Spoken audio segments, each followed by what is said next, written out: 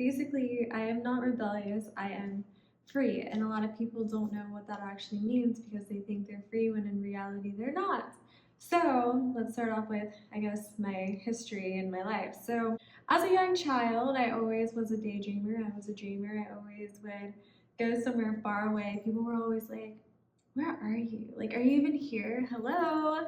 And I just remember seeing things that were just great, like having such a vivid imagination.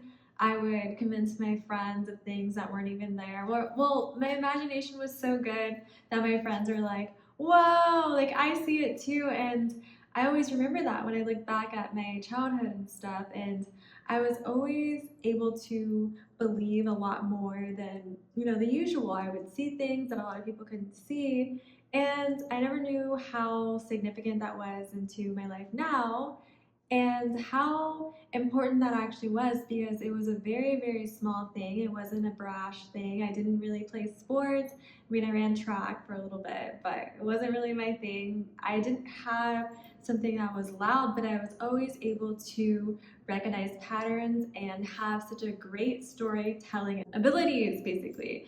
And there was one time in I want to say in middle school, we had this little thing where you could go to a fake work world and you got to pick what you could do. You can make bracelets, you can make popcorn there. So basically, it was a simulation of a job, basically. And you know what I picked? I picked the newspaper. I worked for the newspaper and it had very little signups, very little people wanted to do that.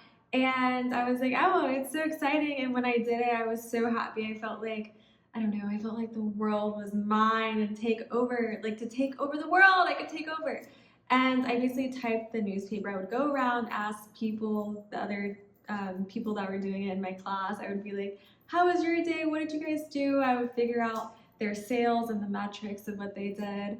And I would, consolidate everything into a newspaper. It was just something that I typed on Word or something, and then, we printed it out. But I remember trying to hand them out and sell them to people, and people were kind of like, I guess I'll buy this. They were very like, I don't know. It just, the feeling made me feel like they don't care about words. They don't care what I have to say, and I have a lot to say, even though I'm not very, brash. I'm not like, hey. So that was very discouraging, and that was something that I first remembered. Sorry, my kitty cat is coming inside. But that was something that I first remembered with the whole situation of my small but powerful just being me gift. And basically the rest of the video is going to be about why you should always be yourself, even if you're having nothing in return, or there's like an echo where there's literally nothing coming back to you. You're like, hello, and it's like, hello. So yeah, let's get into this. I believe that you should always be yourself. I always was who I am now. Like I remember looking back, how the memories are like, remember this day? And I'm like, oh my gosh, I was always the same. It's not like I don't change. I do become better, I work on my hair or work on something that I really want to grow, basically.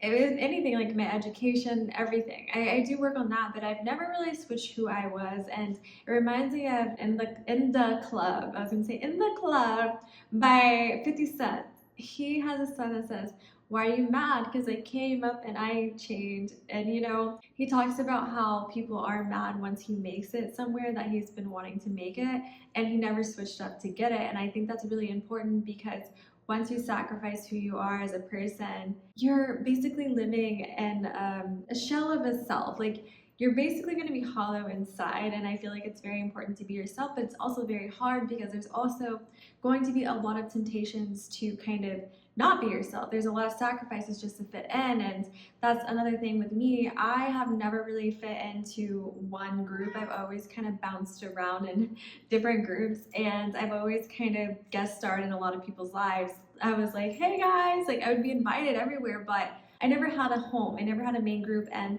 there was times where I was like, dang, this sucks. I don't have like a clique. I don't have a solid home. I don't have anything, and I felt weird about it because I'm like, dang, these people have had this group for years, or they always have someone to be with. But for me, honestly, it changes pretty often. I kind of just bounce around, And I realized that I do not like to be totally immersed in a group because I feel like there is an unspoken rule or just unspoken rules that happens within a group. You know, there's a lot of tension that happens. You can't really be yourself when you're in a group because that's just what happens when there's a lot of people. A lot of comparisons happen, a lot of things happen, which is fine. But for me, I don't want that because I always felt weird. Like I always felt like I was competing or someone was trying to make me feel a type of way, you know, throw a little shade, throw whatever, and just be very combative with me or start rumors. And I just didn't like that. I really just wanted to vibe. I really loved the aspects where I could be like, does anyone want to eat today?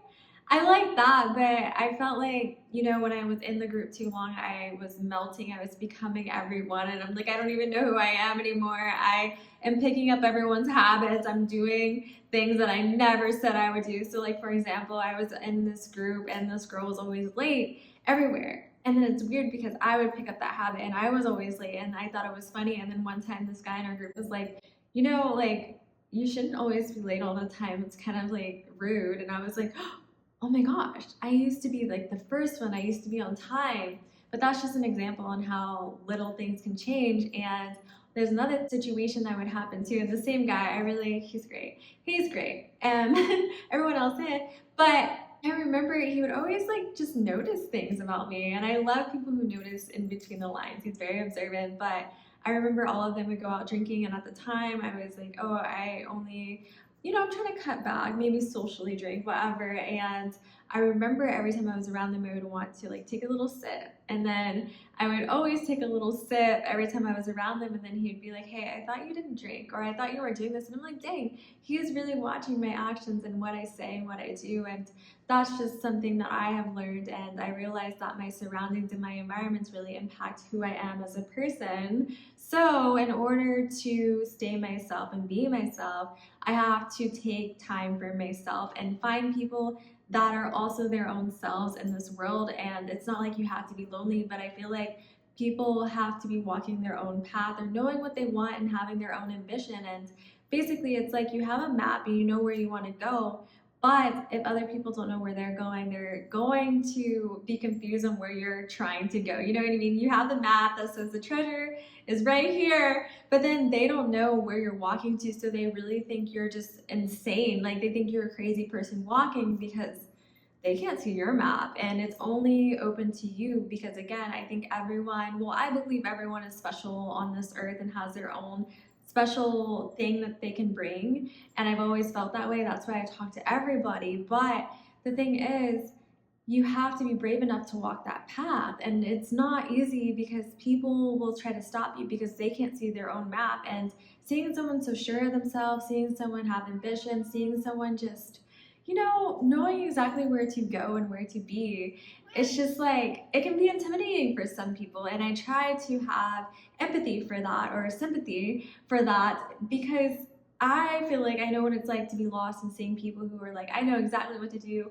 and what not to do. I was just like, oh, how do you know that, you know? But I learned on my own that there was a lot of stuff that I had to unpack before I got to that point because that's kind of how life is. There's a lot of stuff that you have to figure out in your own life before you can become sure. And there's a lot of things that you have to sacrifice before you become sure. And it is a journey, it's a process, and everyone wants to see, they want to skip the journey, and that's how I am too.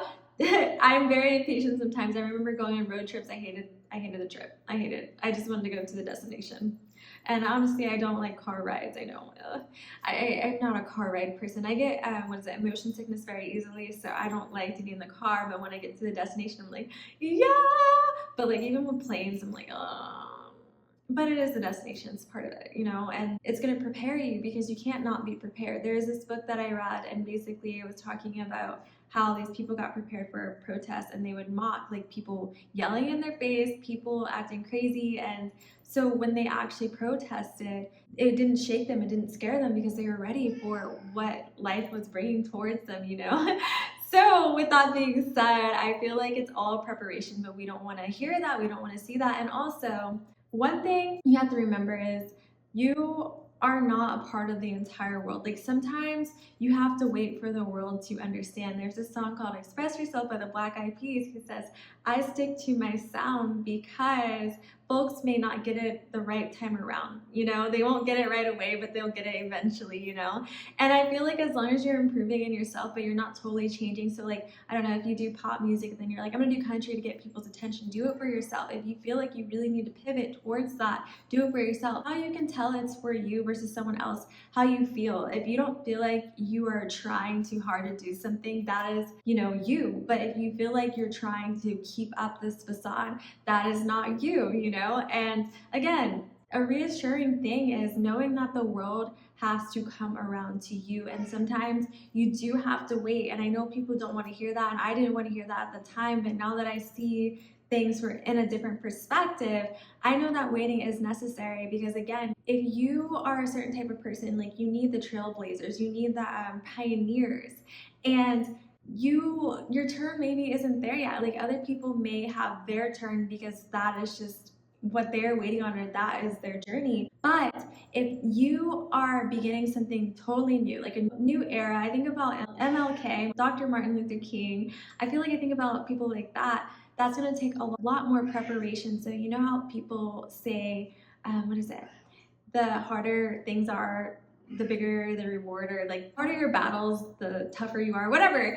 That saying? I feel like that is true, because you have to learn more before you get the better gifts. And I do feel like it is equal as well. It may not seem equal, but I feel like in order to figure it out, you kind of have to go through levels, and not everyone can get to a certain level, because again, the harder it is, a lot of stuff comes crashing down. It's very, very hard. A lot of people reject you. It's like, yeah, you can stick out a little bit, but once you start sticking out a lot, people are prone to be like, what are you doing? You look crazy, because they're not used to seeing that. But when you look back, I always think about Britney Spears. I love Britney Spears. Oh, baby, baby, oops. But okay, at the time, people were like, they loved her and stuff, but she got criticized so much. But looking back, our world wasn't as empathetic, or they didn't have that heart. They saw her as like just a piece of meat. They weren't like, oh, she shaved her head because something was wrong. She literally was having a breakdown because of her life. And I feel like, back then they weren't as sensitive to that, but things came around. Now we look back and we're like, why did we do this to her? Why did we treat her this way? And that's the thing. Sometimes it takes time for you to shine, and that's why you should not give up. Because let's say you gave up your dream, but then now people are finally getting with it, like they're understanding where you're coming from, and then you're gonna be like, whoa, if I would have stayed, I probably would have been a pioneer. I would have been the best at what I'm doing. And again, it's not for everyone. Just because you don't continue to do it doesn't mean that you're not worth it, or it doesn't mean anything. Just be happy with what you have. And if you're not happy with where you are and what you have, then you have to face things, and you have to just go through the hardest thing ever. There's been times where I literally was like, what is going on right now? Do you hate me? Does the world hate me? You know what I mean? But then it's like, once I move past it, I get stronger and better. And I know it sounds so cliche, and trust me, it is not easy. And I wish I could give you false hope. My cat is crying so much. Oh my gosh, guys. But I wish I could give you false hope, and I wish I could give you just encouragement and words that would make you happy and make your heart happy. But I like to be honest with people and tell them exactly how I feel, because if I sat there and fed you lies just to make you feel better, and for the time being, I am not being honest with myself, and I am not being honest with you. I want to, honestly, I want everyone to feel their best, and I want everyone to accomplish what they have been wanting to in this world, because life is so boring and dull if you don't have anything that you're striving for, and you don't have anything for yourself. So that's how I feel. And I also think that the truth hurts. The truth really does hurt, and a lot of people would rather have people around them that are feeding them delusions. And when they get a person that's a truth seeker, a truth teller, they kind of are like, no, like, I'm not, you're hating, or I don't want to hear that. And I think there's a difference between hating and actually trying to help somebody, and actually, being like, hey, maybe you should look at this differently. Hey, maybe blah, blah, blah. But a lot of people would rather charm their way to the top, or charm their way and get by. And it's like, it's nothing. Like, charming is nothing compared to the hard work that you actually put into things, And I also think that is an issue too, because people will start seeing your hard work paying off, and all they can do is tear you down. That is all that is left, because they can't stop you from your destination, but they can distract you. They can sit there and instill doubt into your mind, into your soul. But it's gonna get to the point, like, once you reach the top, they can't get you anymore. So they try so hard to stop you, and they try to convince themselves, because honestly, if I looked at someone that is still hopeful and still wants to reach their desires, and they still have that light in them, and they're like, I still want to do this, I mean, if I didn't know what I was doing, I would be kind of mad too, you know what I mean? So in conclusion of this video, I hope that you guys can get that energy back in your life. Like, I feel like everyone can do it, and remember to find your purpose and that you can do it. And just because you're seen as a rebel, just because you're seen as a troublemaker, just because you're seen as an outcast, just because you're seen as a wild card, just because people don't understand you, does not mean that you don't belong. You belong here, and don't ever let anyone make you feel like you don't belong somewhere. You know what I mean? Like, why wouldn't you belong somewhere? Like, it's different if you literally are like not supposed to be there because the system's like toxic, and that will happen too. Trust me. You try to be like, what's wrong with me? But it's literally the situation that is wrong. Like, that's why having self-reflection is very, very, very, very important. But you belong here. You deserve to take up space, and you deserve to be seen, and don't let other people feel like you can't. And if they can't handle that, then they don't deserve to be in your life. You know what I mean? Like, if they are not encouraging you and you're literally not doing anything, that is like my motto. If I'm not doing anything, if I'm nice, if I'm literally just trying to be free and live my happy life, like trying to live a better life for myself, and people are trying to be so mad about it, that is my sign that my freedom is upsetting them. And why is freedom such a thing that people get mad at? Like, you know, they get mad at the people that are not doing what everyone else is doing, but it's like, at the end of the day, I really feel like subconsciously they are mad because they are stuck. Because you can tie yourself to things. When you tie yourself to people, when you tie yourself to just outcomes, you become like a part of it. You want to fly. You can't fly if you are tied to something. If you're tied to a person that is literally saying you can't do this, you're tied to them. If you are putting your finances in control of that person, you are tied to them. You know what I mean? So it's just like, try to detach from a lot of things as much as possible so you're able to fly. Because again, having someone trying to control your life and what you do is just not a way to live your life. You deserve to be free, but again, freedom is not free. You gotta fight for it, just like in history, you gotta fight for freedom, and there's always gonna be opposition, but you have to be stronger than that. Because literally, if you think about it, what else is there to do in this world but be free? Like, if you're not happy, you might as well be fighting. Like, you might as well be fighting for yourself. Advocate for yourself. There's nothing else to do. Like, literally, I mean, work, go home. I don't know, maybe go on vacation sometimes, like, but no, there's a purpose. There's a reason we're doing all of this. So you might as well get rich or die trying. Okay? Okay. Anyways, I love you guys so much. I hope your day is amazing, your night is amazing whenever you're watching this, and we'll chat soon, I guess. Goodbye.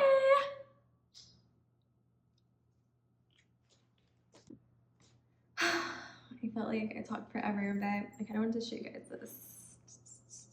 My nails are long and they're real, but they keep breaking.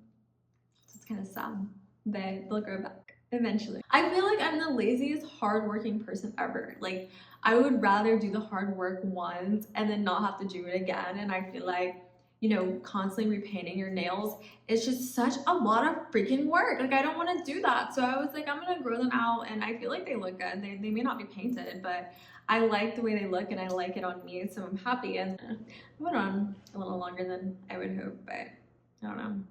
Anyways, as always, I freaking love you. I was gonna cuss right there, but I'm trying not to do that on YouTube. Okay, anyways, bye.